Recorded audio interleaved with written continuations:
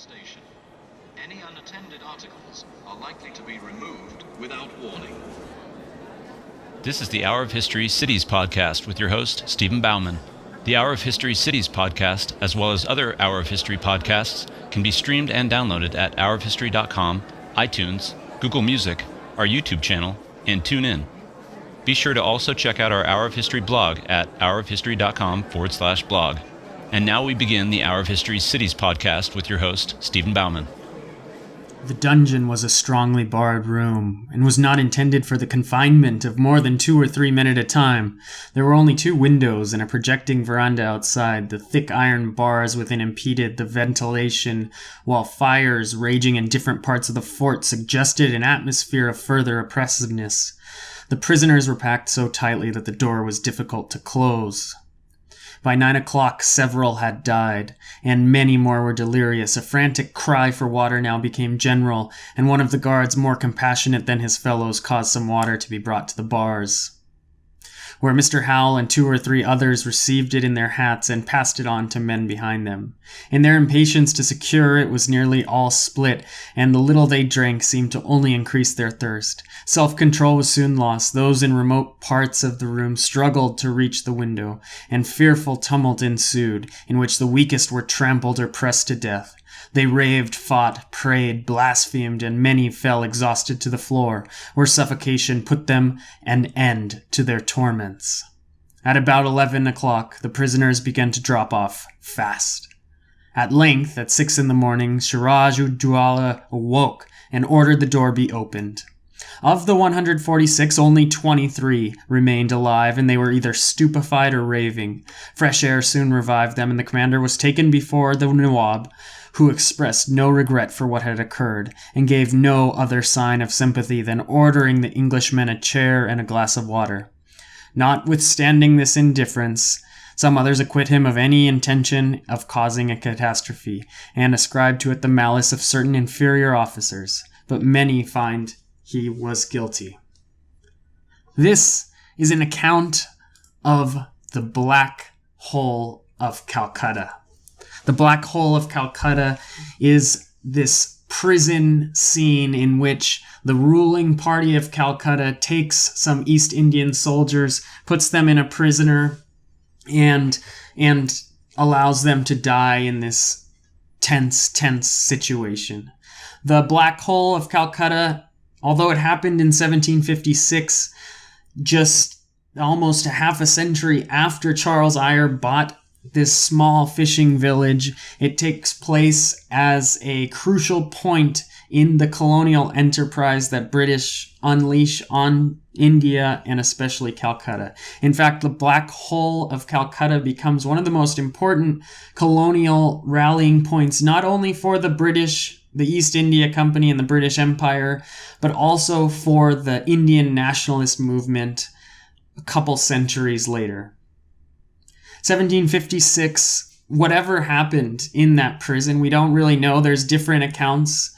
These prisoners were probably not treated to the typical European standard, but then again, it was an invading army of a merchant organization attempting to colonize a new city. So this Black Hole of Calcutta has an important role in the myth-making. It blew the British confidence and the sort of status that they perceived that they had in Bengal, and it challenged their supremacy, and they vowed revenge. A year later, in 1757, Robert Clive makes a deal with Mir Jafar, who was a commander of this Siraj-ud-Dowlah's army, the Nawab's army, the same guy who was supposedly outside of this prison torturing these British soldiers. He has someone that's commanding his armies, Mir Jafar, just under him, who's willing to make a deal with the East India Company, with Robert Clive, and is willing to betray Siraj-ud-Dowlah and the ruling class in Calcutta and help the British win dominance. So from this black hole in Calcutta, from this black hole of empire, grows the Battle of Plassey, a giant British victory in 1757 in which the East India Company wins, and Tagore the poet from Bengal has immortalized by saying, "At night's ends, the traitor's scales became a scepter." So at the end of this black hole episode, at the end of this Battle of Plassey, Calcutta has undergone complete transformation from the fishing village that I left you off with last week into an important imperial outpost for the East India Company. The growth of Fort William, ironically, where this black hole becomes memorialized, continues to grow, and becomes the center of the British Empire in India. So while the East India Company still has this sort of carte blanche to rule over Bengal, it represents the British in this city, and it begins the imperial project in Bengal. So we're transferred now from a fishing village to one of the most important imperial outposts in the world. So that first item, the Black Hole of Calcutta, it's memorialized immediately, a monument is built to it, and it remains an important part of the memory that we're going to revisit later in this series on Calcutta. It's important to the city's history as well as the empire's and as well as India's. One of the first things the British do once they've established clear control over Calcutta, once they've defeated Siraj and the Nawab of Bengal, once they've maintained military and economic dominance for years, is they begin a project of colonization, of education and information. So what the British begin to do is study what they're around. This is very much in the Enlightenment vein of thinking, how do we understand this strange world, this different world? It's clearly not Britain, and we need to make sense out of it if we're going to be the rulers. We need to bring them the Enlightenment. So the British begin creating societies of learning, such as the Asiatic Society. These are built in the new white town of Calcutta, built in a neoclassical style, attempting to sort of show the greatness of colonialism versus the backwardness of the fishing village that once was Calcutta. And from this becomes the sort of like roots of the Orientalist philosophy that is common in much of imperial works, and sort of the othering and changing of these Indian cultures into something that is distinctly foreign, different, and something that needs to be categorized and put into a box, much like those philosophies of the West. So in addition to the Asiatic Society, texts like the Bhagavad Gita are selected. They're translated from Sanskrit into Bengali, into English, and they're taught in these societies, and they're taught in these schools. So ancient texts are sort of selected, and the British are saying, in a way, we need to find you your Bible. So it's clear you Hindus, you Muslims aren't like us. What are your texts? What is your main text that is going to tell us mostly about you? How can we really understand you? And what happens is an enormous growth in the education of the Bengali middle class, the sort of the Bengali people who side with the British, begin to rediscover in a new light. Not necessarily rediscover, but reinterpret these texts that have been important to India's history.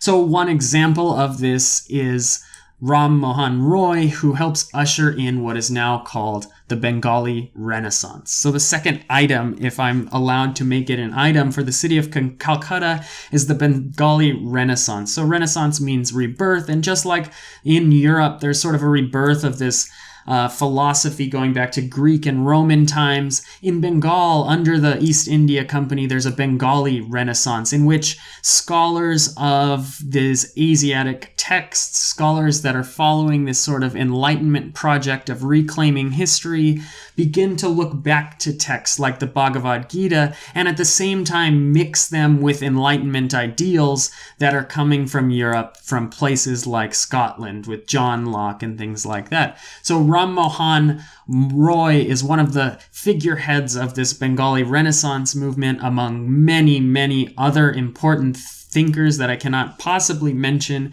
in one short episode, but I can certainly write about later in the Hour of History blog.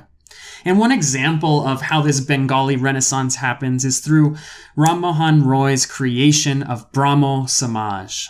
And Brahmo Samaj is sort of this quasi Christian-like Hindu church in which Ram Mohan Roy is borrowing from the Protestant traditions that are being brought from Great Britain, and at the same time taking from the Hindu texts and the Hindu classics. So you see these Brahmo Samaj temples in Calcutta rising up with Doric columns, looking like some mix of the ancient Greek Renaissance of Europe and these classic Hindu faith markers and Hindu beliefs, and the revitalization of the language of Sanskrit and these sort of predecessors to the more commonly spoken Bengali languages that were in Calcutta. Like I mentioned, this divide between those who have access to education and those who do not creates a stark divide between the city. And Calcutta is separated into what is called White Town and Black Town. And so the heart of White Town, this Park Street, has these neoclassical learning societies, these clubs, these churches, these forts, these memorials to events like the Black Hole of Calcutta. And the Black Town is North Bengal, has winding alleys. It has it's basically a different city, but this is where these reformers like Ram Mohan Roy and Bankim Chandra Chatterjee and Swami Vivekananda are all beginning to build new philosophies and create a new city. So the 18th century in Calcutta is an enormously transformative period. It ushers it into a new global era. A new era in which Enlightenment meets India. A new era in which capitalism, things like that, are thrown into the mix, and Calcutta begins to grow at an extreme rate.